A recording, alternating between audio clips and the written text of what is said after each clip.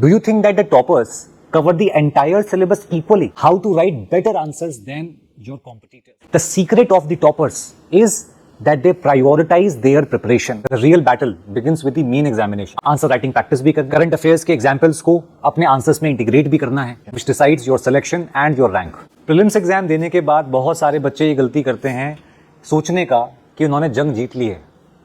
The real battle begins with the main examination, because it is main examination which decides your selection and your rank. अब main examination की तैयारी में जो एक challenge बच्चा face करता है वो होता है वास्टनेस ऑफ द सिलेबस, कि सिलेबस को कैसे कवर किया जाए. और सिलेबस कवर करने के साथ साथ आंसर राइटिंग प्रैक्टिस भी करनी है, करंट अफेयर्स भी पढ़ना है, करंट अफेयर्स के एग्जाम्पल्स को अपने आंसर्स में इंटीग्रेट भी करना है, और टाइम हमारे पास होता है limited between the result of the prelims examination and the start of the main examination. तो इसी कॉम्प्लेक्सिटी को सिंप्लीफाई करने के लिए what we have done is I have analysed the last 13 years of the main examination of my paper, the GS paper 2, polity and governance. और हमने कोशिश करी है कुछ ऐसे एरियाज आइडेंटिफाई करने की, कुछ ऐसी थीम्स आइडेंटिफाई करने की जो हाई प्रायोरिटी थीम्स हैं. And remember, do you think that the toppers cover the entire syllabus equally? Do you think that the top rankers give equal weightage to all the sections of the examination? The answer is no. The secret of the toppers is that they prioritize their preparation. They know very well that which areas are to be given high priority and which areas can be neglected if there is lack of time. तो हमें कोशिश ये करनी है कि हम अपना time, अपनी एनर्जी, अपने रिसोर्सेज हाई प्रायोरिटी एरियाज पे डिवोट करें, और उसके बाद हमें करनी है उन्हीं एरियाज की आंसर राइटिंग प्रैक्टिस. अब कौन से एरियाज हाई प्रायोरिटी हैं, कौन से एरियाज लो प्रायोरिटी हैं, ये एनालाइज करने के लिए we have to decipher, we have to dissect the previous year question papers. तो आज के एक सेशन में हम दो पार्ट्स या दो चीजें कवर करेंगे. पहला, we will see the topic wise weightage और the importance of different topics in the main examination. और उसके बाद हम देखेंगे कि जो सबसे चैलेंजिंग पार्ट है मेन एग्जाम का, as to how to write good answers, how to write better answers than your competitors. तो आंसर राइटिंग को हम कैसे सिंप्लीफाई कर सकते हैं. ज्यादातर बच्चे आंसर्स के इंट्रोडक्शन और कंक्लूजन वाले पार्ट में स्ट्रगल करते हैं.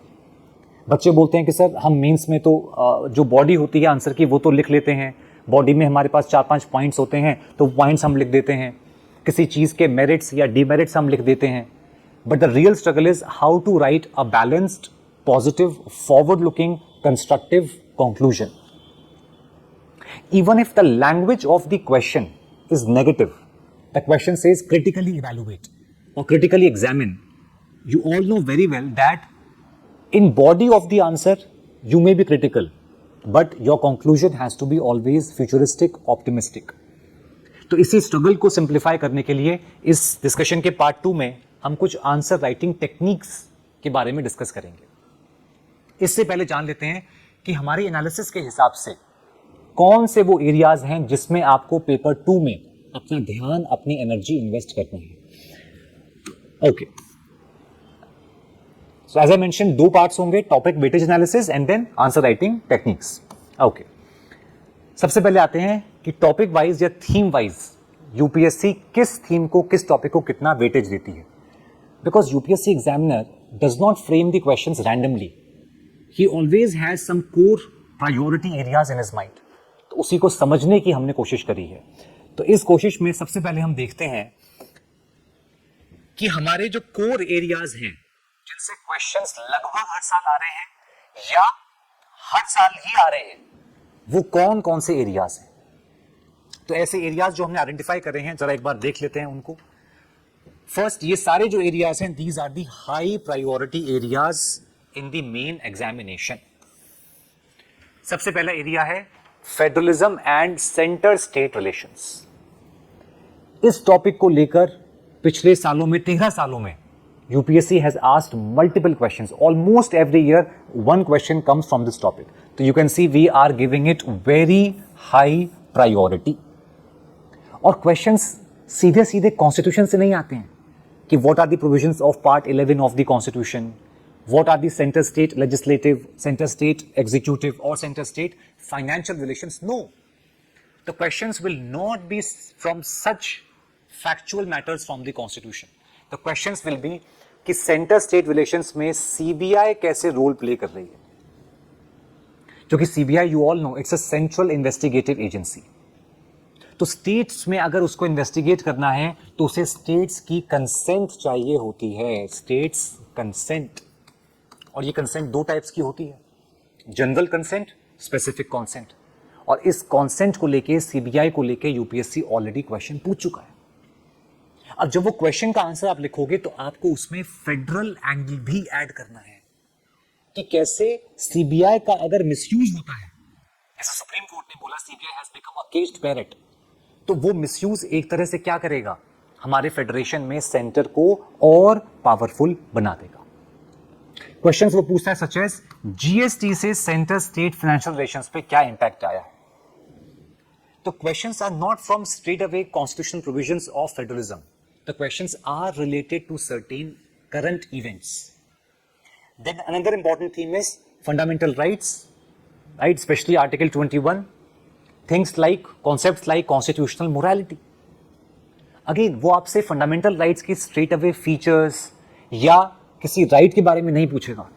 वो पूछेगा कैसे आर्टिकल 21 को सुप्रीम कोर्ट ने एक्सपैंड किया है, उसको इंटरप्रेट किया है. How supreme court has given birth to multiple inferred rights through article 21.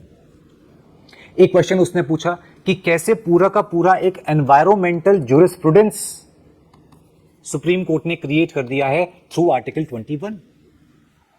Then constitutional morality के ऊपर डिबेट, चाहे वो सेक्शन 377 हो आईपीसी का या सेक्शन 497 या Delhi chief minister versus LG की टसल हो, इन सब में the angle is of constitutional morality.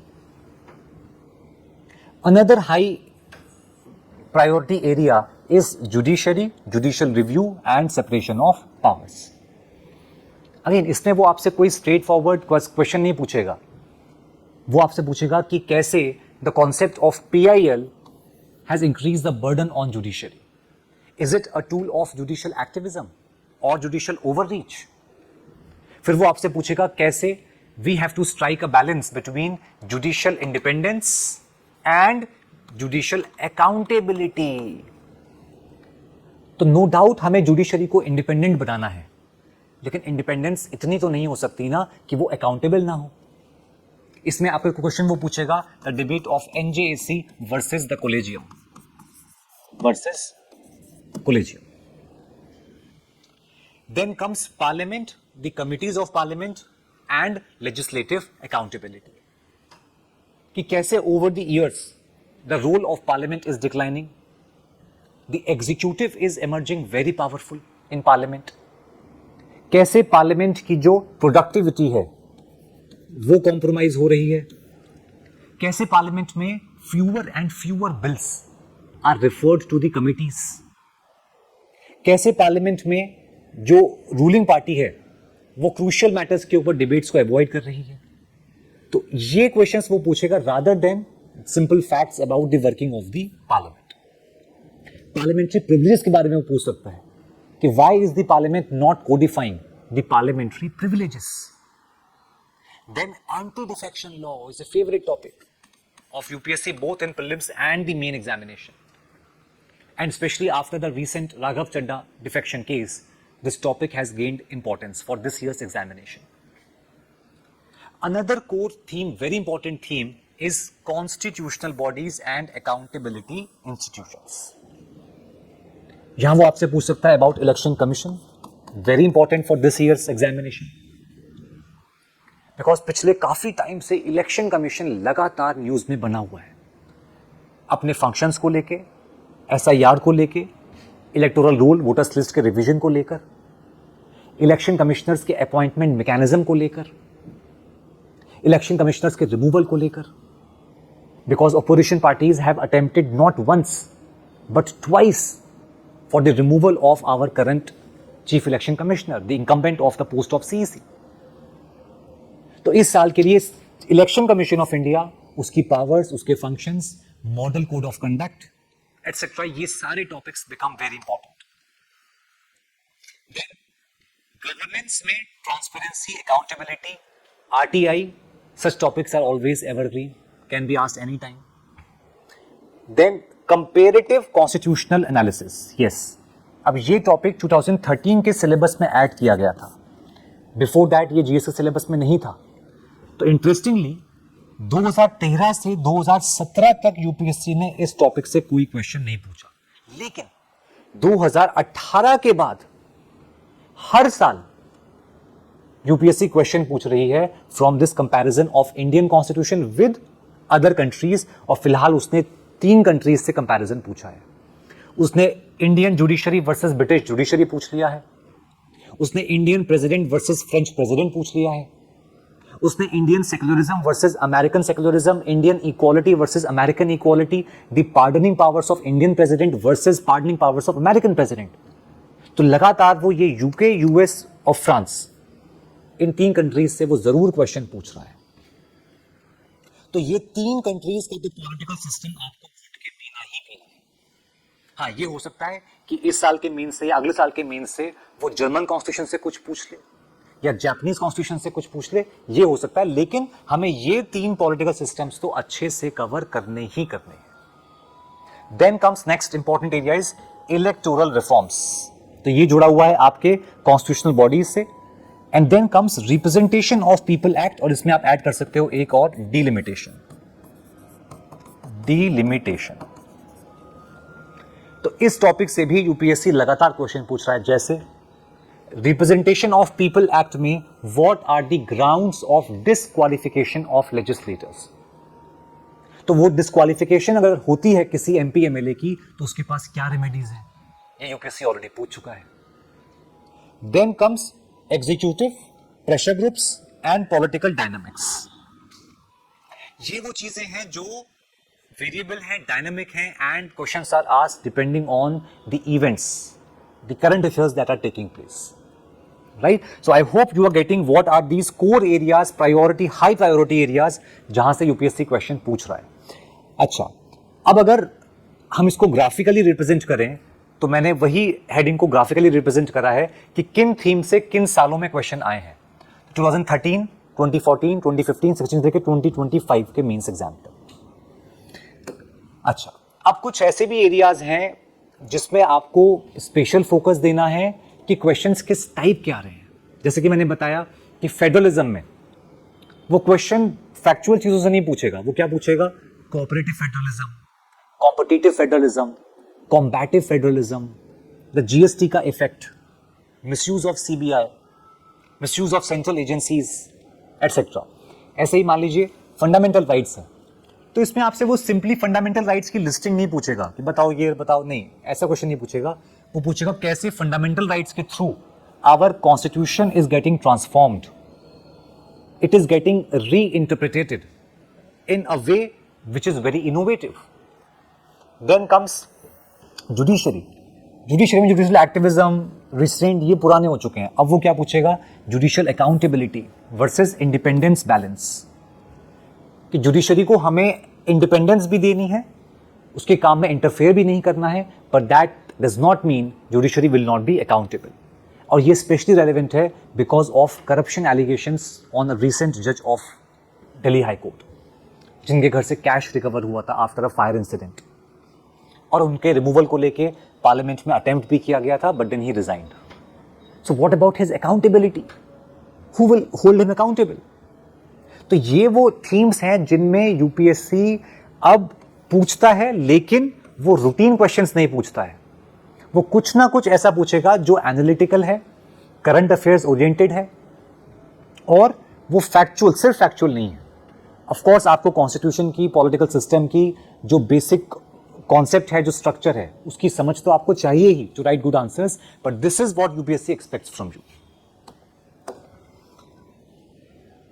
Okay, now कुछ ऐसे टॉपिक्स हैं जिनको आप डीप्रायोरिटाइज भी कर सकते हो, राइट? क्योंकि वो बहुत ज्यादा हाई प्रायोरिटी टॉपिक्स फिलहाल नहीं दिखाई दे रहे हैं, क्योंकि वो या तो बहुत रिपीटेड हैं, फैक्चुअल हैं, डल हैं, या वो एनालिटिकल नहीं है।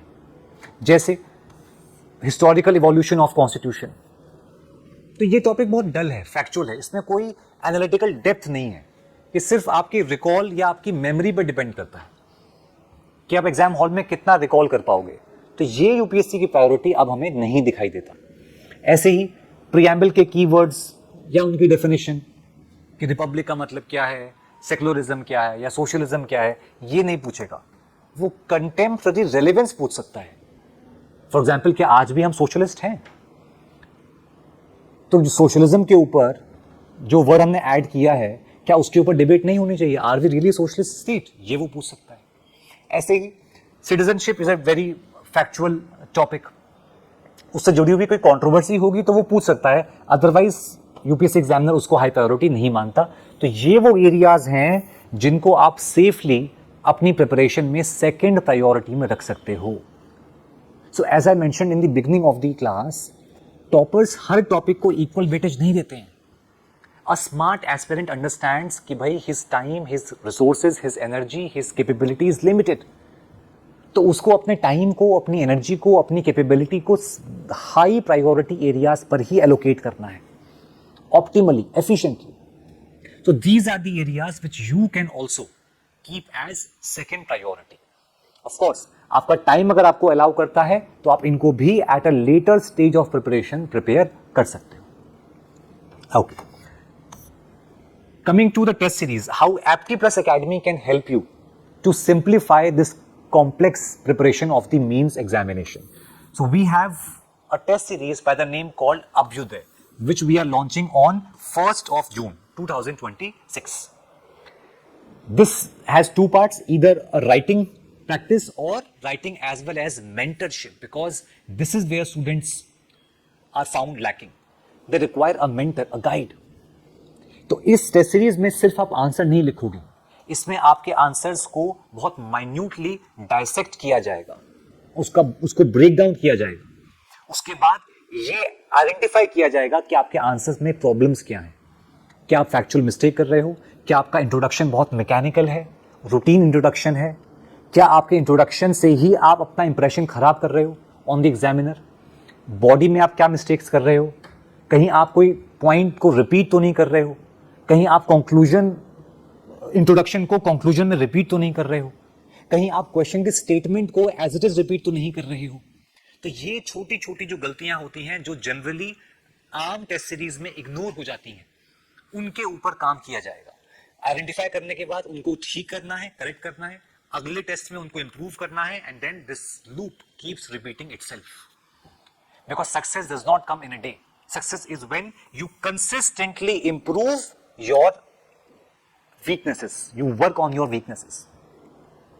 और इस टेस्ट सीरीज में आपकी कॉग्निटिव राइटिंग ड्रिल्स के ऊपर भी काम किया जाएगा कि आपको 60 सेकेंड्स के अंदर अपना आंसर का स्ट्रक्चर क्रिएट करना है कि आप बॉडी में क्या लिखोगे, क्वेश्चन की डिमांड्स क्या हैं, क्वेश्चन कौन कौन सी डायमेंशंस एक्सपेक्ट करता है आपसे, political dimension, social, economic, international, वो सब डायमेंशंस आपको खोलनी है।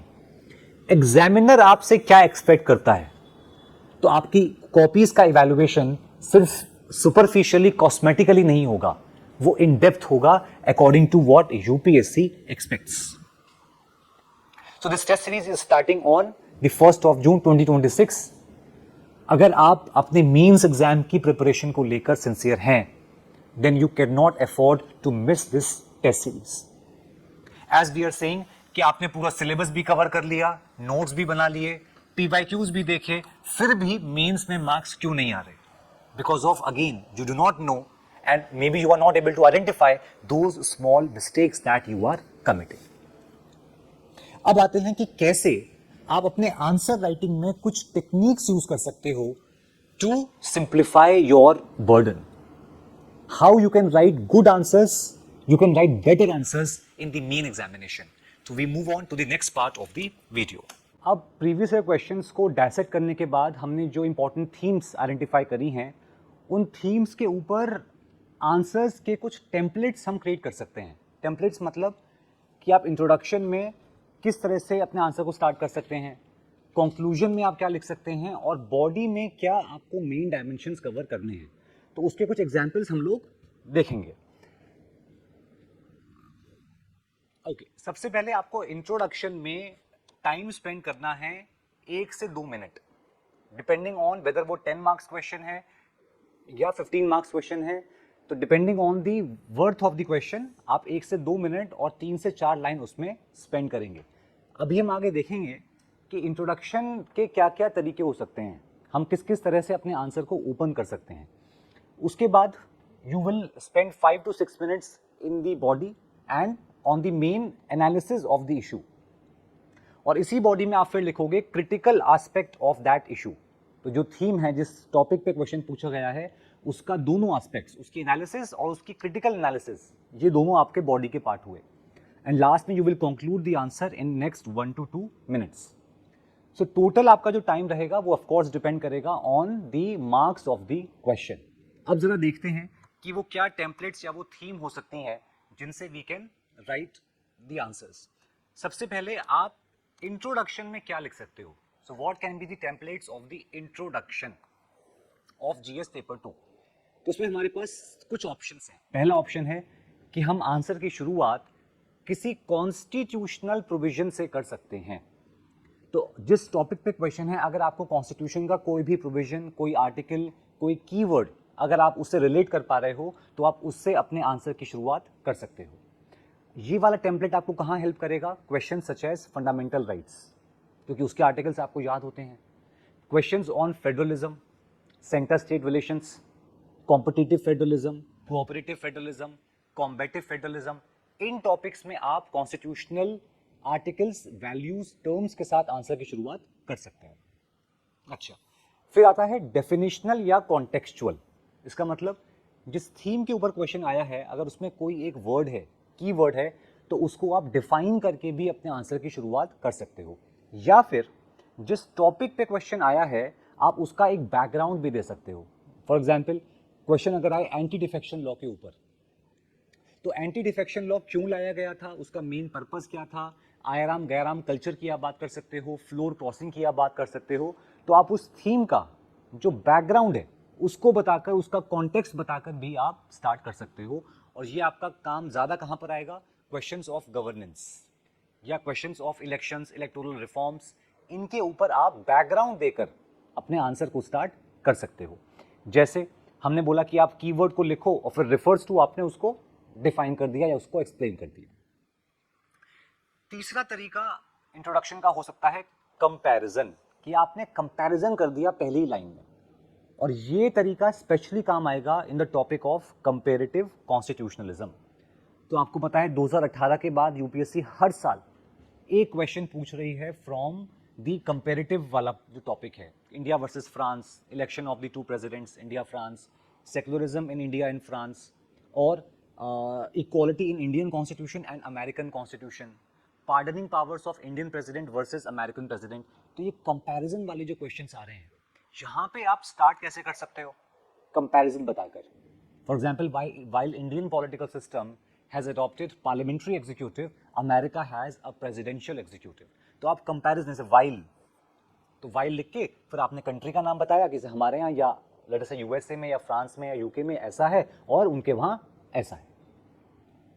तो आप आंसर की शुरुआत में एक कंपैरिजन करके एग्जामिनर का जो ध्यान है उसको आप अट्रैक्ट कर सकते हो। और जो चौथा टेम्पलेट है इंट्रोडक्शन के लिए, वो है आपका डेटा या एनी कमीशन की रिपोर्ट। तो अगर आपके पास किसी कमीशन, कोई भी कमीशन, मान लो सेकंड एआरसी है, सरकारिया कमीशन है, या एनसीआरडब्ल्यूसी है, national commission to review the working of constitution under justice Venkatachaliah है, या आपके पास पुंछी कमीशन की कोई रिपोर्ट आपको याद आ रही है, तो किसी कमीशन या किसी बॉडी का डेटा बताकर आप किसी इंडेक्स से भी स्टार्ट कर सकते हो। मान लो पॉवर्टी इंडेक्स से, इनइक्वालिटी इंडेक्स से, या ट्रांसपेरेंसी इंटरनेशनल के इंडेक्स से आप ये क्वेश्चन का आंसर स्टार्ट कर सकते हो।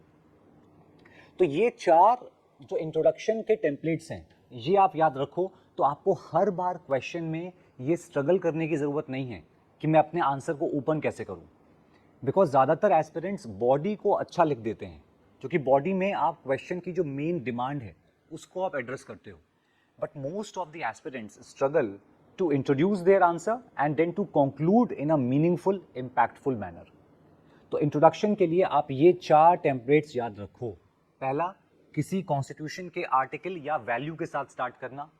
दूसरा, अपने आंसर को आप किसी डेफिनेशन या उस थीम का जो कॉन्टेक्स्ट है, जो उसका बैकग्राउंड है, आप उससे स्टार्ट कर सकते हो। तीसरा, आप कंपैरिजन के साथ स्टार्ट कर सकते हो कि while this has this, that has that. और चौथा, आप किसी कमीशन की रिपोर्ट का हवाला देकर या किसी रैंकिंग इंस्टीट्यूशंस जो होते हैं उनका डेटा आप यूज करके आंसर की शुरुआत कर सकते हो। So remember these 4 templates for the introduction of your answer.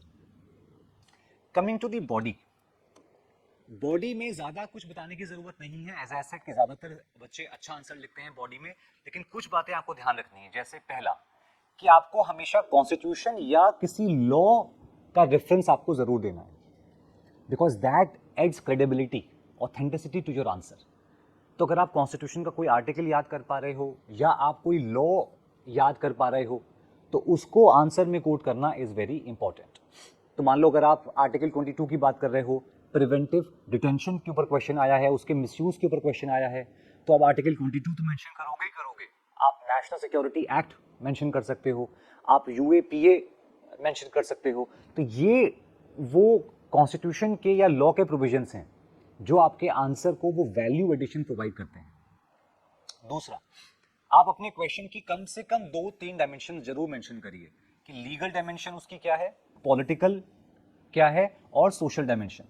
अगर हो सकता है तो आप इकोनॉमिक भी ऐड कर सकते हो, अगर कोई डायमेंशन है तो आप इंटरनेशनल डायमेंशन भी ऐड कर सकते हो, and that gives value to your answer. Next, कोई अगर केस है आपके पास, आपके माइंड में सुप्रीम कोर्ट का, तो वो केस भी आप जरूर कोट कर सकते हो।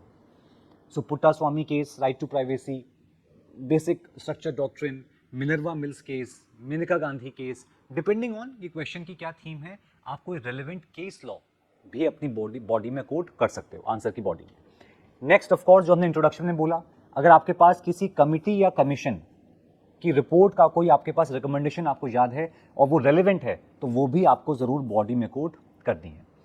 उसके बाद अगर आप पॉइंट फॉर्मेट यूज करते हैं तो आप छोटी सब हेडिंग्स भी यूज कर सकते हैं, बिकॉज दैट दो सब हेडिंग्स ना they definitely attract the attention of the paper evaluator. तो सब हेडिंग्स यूज करना भी अक्सर रिकमेंडेड है। अच्छा, फ्लो चार्ट्स और डायग्राम्स आपको पता ही है कि फ्लो चार्ट्स और डायग्राम्स हमेशा रिकमेंड किए जाते हैं, क्योंकि वो कम वर्ड्स, कम स्पेस में आपके ज्यादा आइडियाज को एक्सप्रेस करने में हेल्प करता है। प्लस वो एग्जामिनर का ध्यान भी डेविएट होने से रोकता है। So if you have any flow chart और diagram in your mind, you can definitely draw it. Next is, आपको करंट अफेयर्स को अपने आंसर में इंटीग्रेट करना है।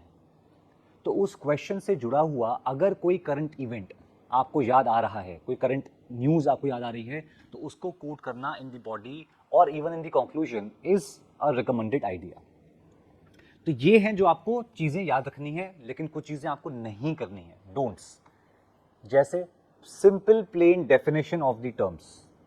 सिंपल डेफिनेशन देना makes your answer look very average, it makes your answer look as something which is dull, mundane, routine, not innovative, not creative. तो simple definition देना avoid करना है। दूसरा, गवर्नमेंट की जो स्कीम्स होती हैं बहुत सारी, जब तक वो बिल्कुल रेलेवेंट ना हो, स्कीम्स को कोट करने की जरूरत नहीं है। नेक्स्ट, सिर्फ पॉजिटिव्स लिखना नहीं, आपको भले ही उसने पॉजिटिव्स या उसने क्रिटिकल इवैल्यूएशन पूछा नहीं है, लेकिन आप उसके जो 2-3 क्रिटिकल मेन पॉइंट्स हैं वो जरूर मेंशन करिए, because that gives a fullness to your answer. उसी से जो आपका आंसर है वो ऐसा लगता है कि आपने उस थीम के टॉपिक के सारे डायमेंशंस कवर किए हैं। नेक्स्ट कम्स अवॉइड वेग कंक्लूजन्स। यस, वेग कंक्लूजन मतलब जो कंक्लूजन्स सब्सटैंटिव नहीं है, वो इंप्लीमेंट नहीं किए जा सकते, या आपने कोई कॉन्क्रीट प्लान सजेस्ट नहीं किया, जैसे more needs to be done, this should be done, this should be reduced. ये चीजें शुड बी रिड्यूस्ड, बढ़ाना, करना, कुछ करना, ये सब रैंडम वेग नॉन सब्सटैंटिव रिकमेंडेशंस हैं, ये सब सुपरफिशियल रिकमेंडेशंस हैं, कॉस्मेटिक हैं। तो ऐसी चीजों से अपने आंसर को आप कंक्लूड मत करिए। नेक्स्ट कम्स, आपको कभी भी किसी टॉपिक का पूरा आंसर मेमोराइज नहीं करना है, क्योंकि आपको अपने क्वेश्चन के डिमांड के हिसाब से अपने आंसर को अडेप्ट करना होता है। नेक्स्ट इज, वर्ड लिमिट आपको क्रॉस नहीं करनी है, बिकॉज वर्ड लिमिट क्रॉस करना मतलब एक तो आप अपना पेपर कंप्लीट नहीं कर पाएंगे, और दूसरा वर्ड्स लिखने के चक्कर में अक्सर आप अपनी क्वालिटी को कॉम्प्रोमाइज कर बैठते हैं.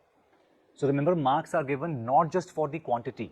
Yes, quantity matters to an extent, but along with quantity you cannot miss the qualitative aspect of your answer, right? तो आपका ज़्यादा फोकस होना चाहिए क्वालिटी पे. हम ये नहीं कह रहे हैं कि आप बिल्कुल ही 15 मार्क्स के क्वेश्चन में आप केवल 100 ही वर्ड्स लिखो. नहीं, आपको जस्टिस भी करना है in terms of number of words, लेकिन आपका ज़्यादा ध्यान क्वालिटी पे होना चाहिए, ना कि कॉपी भरने के ऊपर, राइट? क्योंकि कई बार बच्चे ये जो हैबिट है वो कॉलेज से लेकर आते हैं कि ज़्यादा लिखेंगे ज़्यादा मार्क्स आएंगे, but not in case of UPSC. Okay, अब आते हैं अगला कि मेंस में एग्जामिनर जो क्वेश्चन के साथ एक वर्ड अटैच करता है, डिमांड वर्ड, या उसको क्वेश्चन टैग भी कहते हैं कई बार, तो उस क्वेश्चन टैग को आपको ज़रूर ध्यान देना है, क्योंकि उससे आपके आंसर के कंटेंट में थोड़ा बहुत डिफरेंस ज़रूर आएगा. जैसे एग्जामिन है, एग्जामिन का मतलब आपको उस टॉपिक के इश्यूज कवर करने हैं और उनको आपको इवैल्यूएट करना है. आपको ये देखना है कि क्या वो सही है या नहीं है. तो एक तरह से जैसे एग्जामिनर होता है, वो क्या करता है, आपके आंसर को एग्जामिन करता है, इवैल्यूएट करता है कि आपने जो लिखा ठीक लिखा या नहीं. तो आपको सारे एंगल से उसके करेक्टनेस को वेरीफाई करना है. You have to check its correctness, right? Next, critically analyse. अब वो क्रिटिकली एनालाइज बोल रहा है, तो अब आपको डिस्कस करना है इसको from the critical perspective also, जो उसके मेरिट्स हैं, डीमेरिट्स हैं. बट रिमेंबर, क्रिटिकल है इसका मतलब ये नहीं है कि आप उसके जो मेरिट्स हैं उनको पूरा मिस आउट कर देंगे. नहीं, you have to discuss the merits of the topic also. Okay. Next comes discuss. Again, discuss में आपको दोनों aspects यूज करने हैं, आपको बैलेंस्ड आंसर लिखना होता है, राइट? देखो, क्रिटिकल जहां वर्ड आएगा ना, वहां पे आप क्रिटिकल या डीमेरिट्स को 60-70% तक वेटेज दे सकते हैं. लेकिन जहां डिस्कस है, इवैल्यूएट है, एग्जामिन है, कमेंट है, वहां पे आपको बैलेंस्ड अप्रोच अपनी बना के रखनी है. नेक्स्ट, कमेंट, वही मतलब एलुसिडेट या एक्सप्लेन का मतलब होता है किसी चीज को सिंप्लीफाई करना, राइट? जैसे भाई 3 इडियट्स में जब प्रोफेसर ने मशीन की डेफिनेशन पूछी, तो आमिर खान ने क्या जवाब दिया? Sir, anything that reduces human effort is a machine. तो प्रोफेसर क्या कहते हैं? Can you please explain, can you please elaborate. I think he used the word elaborate, कि क्या आप इसको इलैबोरेट कर सकते हैं जो डेफिनेशन आप दे रहे हैं? तो आमिर खान खड़े होकर क्या बोलते हैं? सर, कोई भी चीज़ जो इंसान का वक्त बचाए, ये पंखा चलाया, हवा आ गई, राइट? फिर मैंने फ़ोन से बात कर ली, और देखो सर ये जिप अप डाउन, तो ये सब क्या है? मशीन. तो वो इलैबोरेट कर रहा था, वो प्रोफेसर को एक्सप्लेन कर रहा था. तो जब एग्जामिनर आपसे कह रहा है कि इलैबोरेट करो या एलुसिडेट करो, एक्सप्लेन करो, तो आपको उसको सिंप्लीफाई करना है, उसको एक्सपैंड करना है. इट्स लाइक कि आप किसी छोटे बच्चे को कोई कॉन्सेप्ट समझा रहे हो, तो वो है एलुसिडेट, एक्सप्लेन या elaborate. Next comes evaluate. Again, evaluate and examine are लगभग सेम. तभी तो बोलते हैं ना पेपर इवैल्यूएटर. तो इवैल्यूएटर कौन है? जो आपके आंसर को इवैल्यूएट कर रहा है, मार्क्स दे रहा है कि आपने कितना सही लिखा है. तो करेक्टनेस को वेरीफाई कर रहा है वो, करेक्टनेस, कि क्या आपका आंसर सही है, इफेक्टिवनेस, करेक्टनेस, राइट? तो ये जो की वर्ड्स हैं, जो डिमांड वर्ड्स हैं, ये आपको मिस नहीं करने हैं, right? Okay, coming to next is the, अच्छा, एक सैंपल आपको मैं दिखाना चाहता हूं कि कैसे आंसर डिफरेंट होते हैं एक एवरेज एस्पिरेंट के और एक टॉपर के. तो आप जरा देखो, मान लो ये क्वेश्चन आया, the collegium system has more questions than answers, examine the statement in context of judicial independence accountability. अब देखो, एक वीक जो आंसर है, वीक आंसर क्या बोल रहा है? The collegium is a system of appointing जजेस in India, it consist of the chief justice. वो सिंपली चीजों को बस बता रहा है जो फैक्ट्स हैं, कोई उसमें एनालिसिस नहीं है, कोई उसने बैकग्राउंड नहीं दिया, कोई उसने उस चीज का इवोल्यूशन कैसे हुआ ये नहीं बताया. जबकि अच्छा जो आंसर एस्पिरेंट होगा, टॉपर, वो क्या बोलेगा? The collegium system evolved through the second and third जजेस केस. अब बता रहा है वो कि वो सिस्टम इवॉल्व कैसे हुआ. तो आपको ध्यान देना है, आपको व्हाट पार्ट पे नहीं ध्यान देना है. तो ये बच्चा क्या बता रहा है? What is collegium. तो क्या बता रहा है? Collegium is a system of, वो क्या, वो ये है, ये व्हाट नहीं बताना है, व्हाई या हाउ. कि वो कैसे इवॉल्व हुआ, हाउ, या वो क्यों इवॉल्व हुआ, this is where your answer becomes analytical. So remember, UPSC उन एस्पिरेंट्स को ढूंढ रहा है जिनके अंदर एनालाइज करने की कैपेबिलिटी है.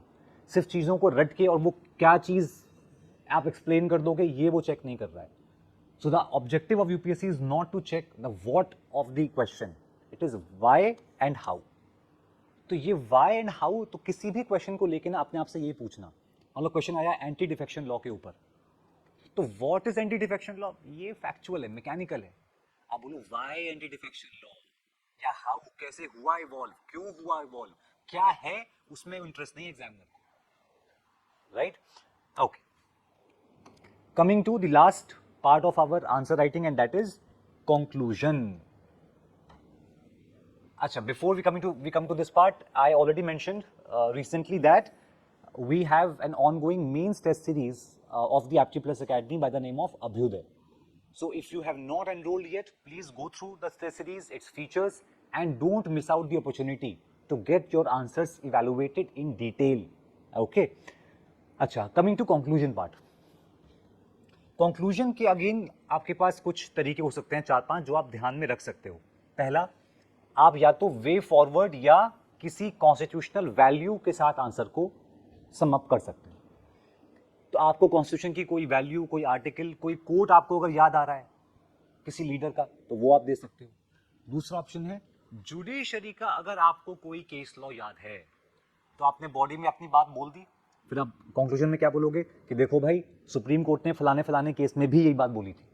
So with this you can and your answer. It's like criminal case में जज क्या बोलता है, कंक्लूडिंग आर्गुमेंट्स, कि बस आर्गुमेंट्स हो चुके हैं, लास्ट बताओ क्या बोल रहा है. तो लास्ट वाला जो वो होता है स्टेटमेंट, वो कैसा होना चाहिए, इम्पैक्टफुल, डीप, लॉन्ग लास्टिंग.